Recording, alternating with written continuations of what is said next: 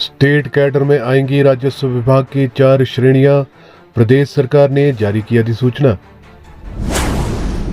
राजस्व विभाग के कर्मचारियों के लिए बड़ा बदलाव। कौन कौन सी है ये 4 श्रेणियां, जानने के लिए देखिए पूरी खबर।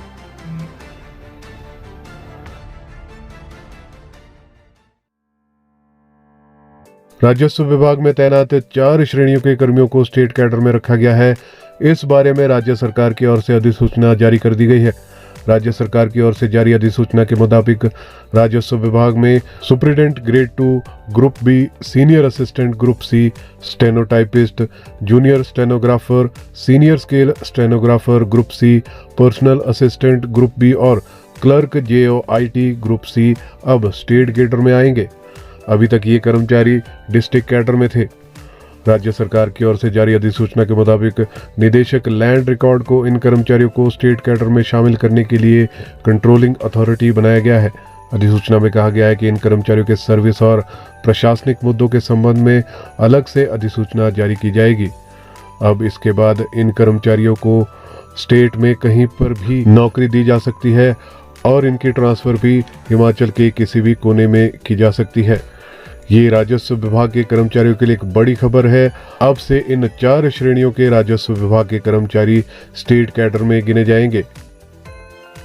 सीएम सुक्खू ने पलटा पूर्व वीरभद्र सरकार का फैसला।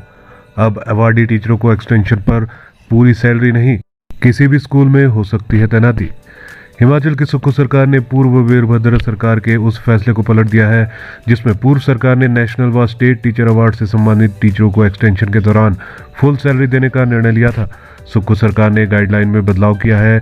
नई गाइडलाइन के अनुसार अब स्टेट व नेशनल अवार्ड से सम्मानित शिक्षकों को एक्सटेंशन तो जरूर मिलेगी, लेकिन इन्हें फुल सैलरी नहीं दी जाएगी।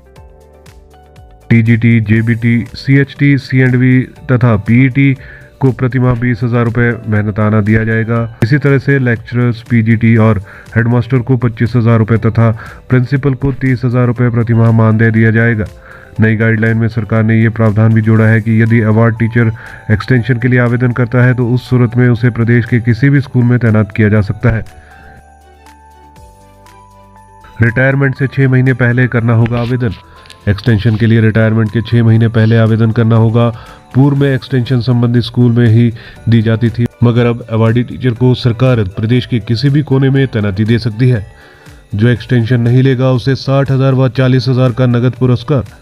नेशनल अवार्डी को 2 साल और स्टेट अवार्डी टीचर को 1 साल की एक्सटेंशन देने का प्रावधान है। जो नेशनल व स्टेट टीचर अवार्डी एक्सटेंशन नहीं मांगेगा उसे 60,000 व 40,000 रुपये का नगद इनाम दिया जाएगा। जो शिक्षक एक्सटेंशन चाहेगा उसे अवार्ड के दौरान मिलने वाली 60,000 और 40,000 की इनामी राशि नहीं मिलेगी। वीरभद्र सरकार से पहले धूमल सरकार ने इनकी एक्सटेंशन को बंद कर दिया था। हाई कोर्ट के आदेशों के बाद बदले नियम। दरअसल सरकार ने अवार्डी टीचरों को एक्सटेंशन देने के नियमों में हाई कोर्ट के आदेश पर बदलाव किया है। सुक्खू सरकार ने सत्ता में आने के बाद सबकी एक्सटेंशन रद्द कर दी थी। इसे 2 अवार्डी शिक्षकों ने कोर्ट में चुनौती दी थी। इसके बाद कोर्ट ने सरकार को भविष्य के लिए नियम बनाने के आदेश दिए थे।